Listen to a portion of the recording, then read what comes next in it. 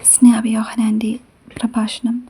മത്തായിയുടെ സുവിശേഷം 3-ാം അധ്യായം 1 മുതലുള്ള വാക്യങ്ങൾ. അക്കാലത്ത് സ്നാപക യോഹന്നാൻ യൂദയായിലെ മരുഭൂമിയിൽ വന്ന് പ്രസംഗിച്ചു.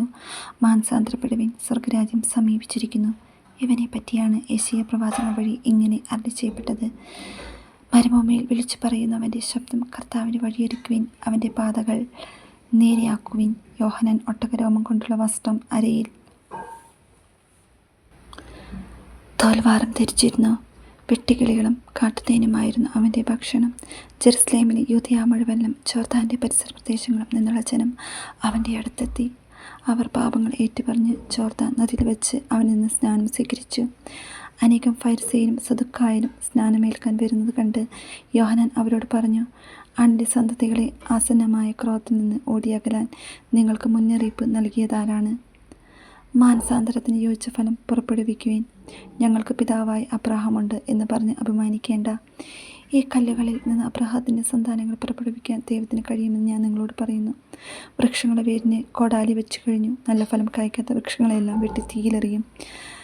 മാനസാന്തരത്തിനായി ഞാൻ ജലം കൊണ്ട് നിങ്ങളെ സ്നാനപ്പെടുത്തി. എൻ്റെ പിന്നാലെ വരുന്നവൻ എന്നേക്കാൾ ശക്തൻ. അവൻ്റെ ചെരുപ്പ് വഹിക്കാൻ പോലും ഞാൻ യോഗ്യനല്ല. അവൻ പരിശുദ്ധാത്മാവിനാലും അഗ്നിയാലും നിങ്ങളെ സ്നാനപ്പെടുത്തും. വീശിമുറും അവൻ്റെ കയ്യിലുണ്ട്. അവൻ കളം വെടിപ്പാക്കി ഗോതമ്പ് അറപ്പുരയിൽ ശേഖരിക്കും, പതിരുകിടാത്ത തീയിൽ കത്തിച്ച് കളയുകയും ചെയ്യും.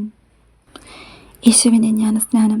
യേശു യോഹന്നാനിൽ നിന്ന് സ്നാനം സ്വീകരിക്കാൻ ഗലീലയിൽ നിന്ന് ജോർദാനിൽ അവൻ്റെ അടുത്തേക്ക് വന്നു.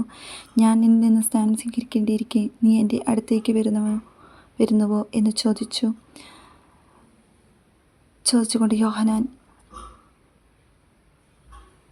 അവനെ തടഞ്ഞു. എന്നാൽ യേശു പറഞ്ഞു, ഇപ്പോൾ ഇത് സമ്മതിക്കുക, അങ്ങനെ സർവ്വനീതിയും പൂർത്തിയാക്കുക ഉചിതമാണ്. അവൻ സമ്മതിച്ചു. സ്നാനം കഴിഞ്ഞയുടൻ യേശു വെള്ളത്തിൽ നിന്ന് കയറി. അപ്പോൾ സ്വർഗം തുറക്കപ്പെട്ടു. ദൈവാത്മാവ് പ്രാവിൻ്റെ രൂപത്തിൽ തൻ്റെ മേൽ ഇറങ്ങി വരുന്നത് അവൻ കണ്ടു.